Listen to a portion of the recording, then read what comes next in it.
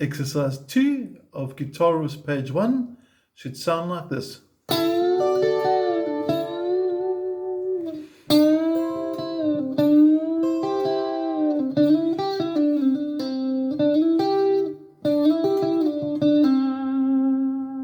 Now, if we were to drop it into a chord sequence or a song, we could have something like this. Now, I'm using Knocking on Heaven's Door, which is in the key of G major, E minor, which is going to obviously justify the D and C chords, which actually do take place inside there. And I want you to hear how it sounds. I want you to listen for that phrase. I want you to listen for that phrase. And then also we're just going to jam around sort of an E minor pentatonic vibe around it as well. So you want to see how this exercise can be taken or extracted from the exercise and utilized in an improvised solo. Here we go, backtrack.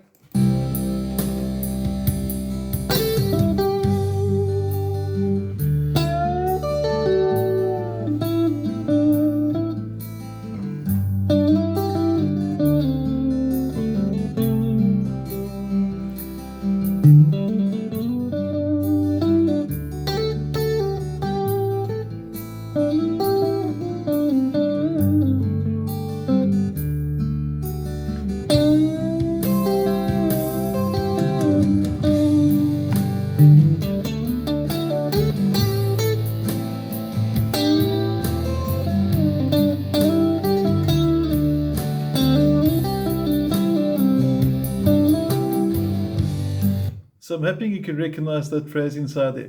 One more time, just to break it down, just so you can get that tone in your ears again. We're starting over here, exercise 2. The bracketed notes are the notes that the previous number is bent to. So for example, that 9, fret 9, is bent to sound like 11. The same as the 9 is the 7, bent to sound like the 9. The 9's still bent there, but enough of that. Let's look at the fretting hand and let's learn how to play it. Okay, you got your PDF in front of you, you're focusing on your fretting hand, and we're starting at fret 9, the first bar. When you do the bend, I like bending with the third finger, always keeping my pinky free, especially for the double stop using here. And I use fingers 1 and 2 for support. So the original bend from 9 must sound like the 11. There's the note, and while it's still bent there, so while this is still ringing, I bring the pinky down. So I've actually got those 3 notes, which is actually a D chord. That's why it says based on D chord. Okay, so this riff over here, you can hear the notes all bending and ringing against each other, which gives a nice chordal harmony. Sounds very, very cool. So the whole way through, after the bend, took slow motion. This is still ringing. Those 2 are still ringing there. You're on the 7, back to the 9, and then bend it up again. So the whole thing one more time. Second phrase starts the same, but it's got a bit of an extra extension. You can hear it now. That's just to play around with the timing to give different ideas. And just to get those 2 phrases working nicely, you can see left and right hand together. One more time. You can also use the middle finger for that as well. Check this out. What's the middle finger for this? Get both nice into view.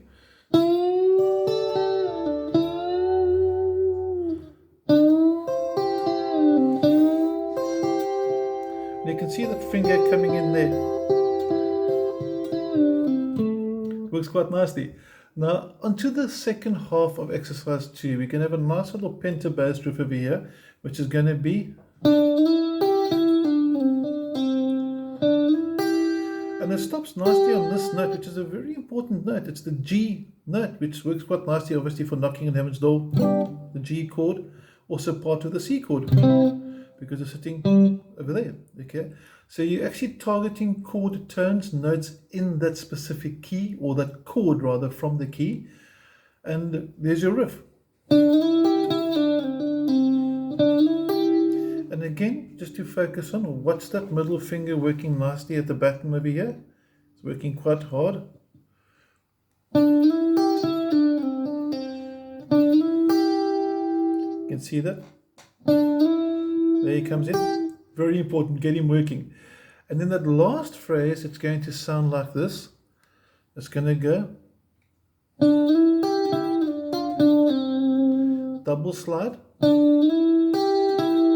There's your slide down. And there you go. And one more time just to finish off. You can see that middle finger again with the fretting, or the picking hand, sorry. Okay, so nice use of slides. Nice little middle finger on the picking part for the double stop. And to finish off, we're going to jam one more time with this. We're going to pick up sort of where we left off. And I want you to try and listen for the riff. I'm going to try and bring it in. So some of the phrases might not be intentionally natural, because I'm not going to sort of just improv as I normally do. I'm actually going to think consciously for a change when I'm playing to purposely bring those phrases in. Here we go.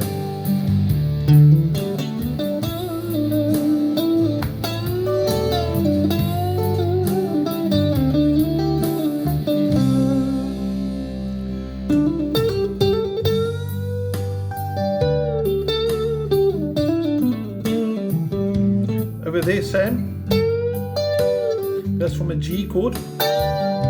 Same as we did for the D and the C chord, same concept.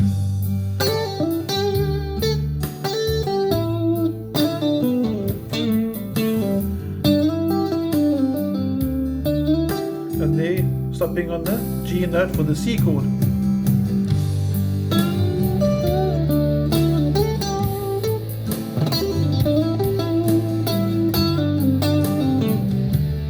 Obviously we can go on forever and ever just having improv fun, but I'm hoping you could recognize these riffs. Okay, that.